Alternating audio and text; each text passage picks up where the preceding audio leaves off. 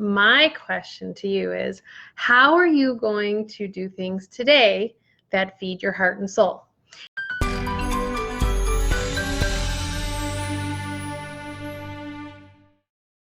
And I'd like to bring up a story because the other day I ran into a gentleman out while I was walking, and he had asked me for a dollar bill. And in that process, he said to me, I kept walking, and then I came back and I said, "Sir, you asked me the wrong question. I don't have a dollar bill, but I do have a 20." And I handed this gentleman the $20 bill that I had.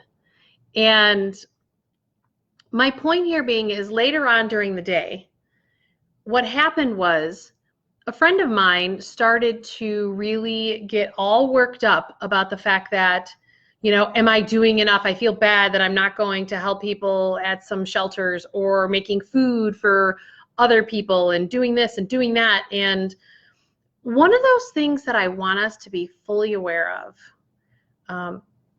and I'm getting chills all down my spine, which that means to me that I know that Spirit wants you to hear this, that even though it may feel like the right thing to do, like to help and to do and to understand that that busyness and that doing is also a distraction from you following your own heart. That distraction can come in many different forms for people. That distraction can come in the form of, are you spending too much on Amazon these days to process your emotions? Are you eating too much because you're sitting in your house and you're like, I don't know what else to do, so I'm just going to eat from all that food that I just bought from Costco, because we all overbought for good reason, right? For good reason. But I think it's so important that we are given this time, and I was certainly given an example yesterday of how am I distracting myself from my soul work and what my heart's desire is.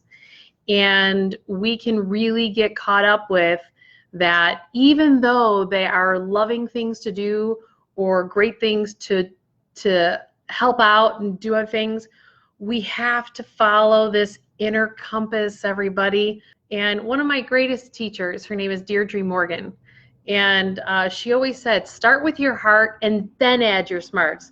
See, the thing is I'm really smart and I have advanced degrees, but the challenge was I would do everything from my mind and my ego and my training and all that, and as opposed to starting with our heart.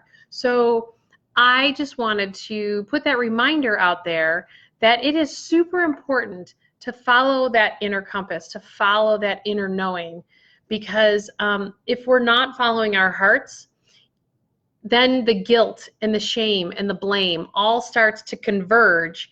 And then that guilt, shame, blame, and judgment of whatever that is starts to act out in different ways.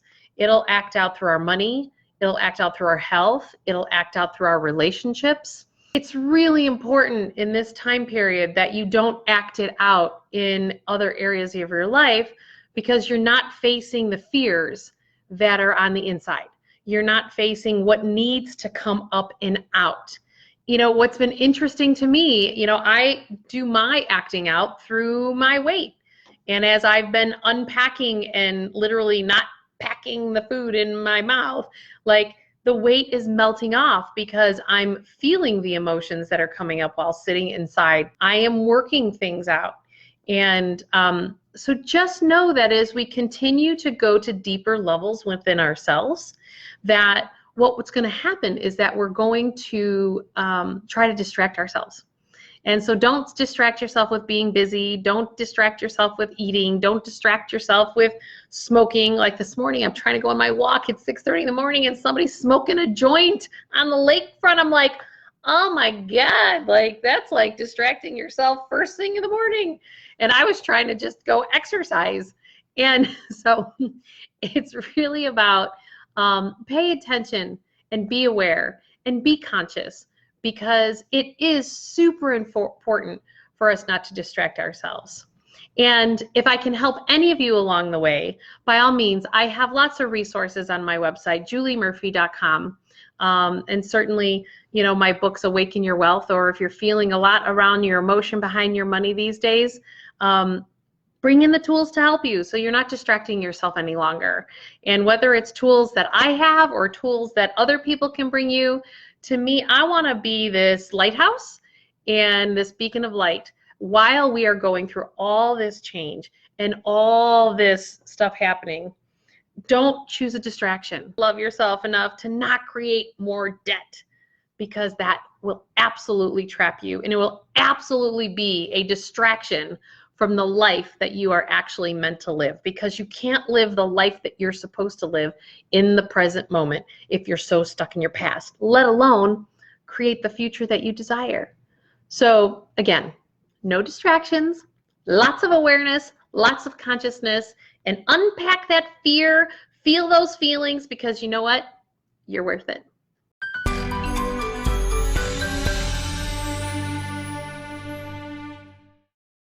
Do you want to experience free coaching based on my 25 plus years as being a financial planner, and ask me any question that you want to ask me to help you get past that hurdle in your financial world?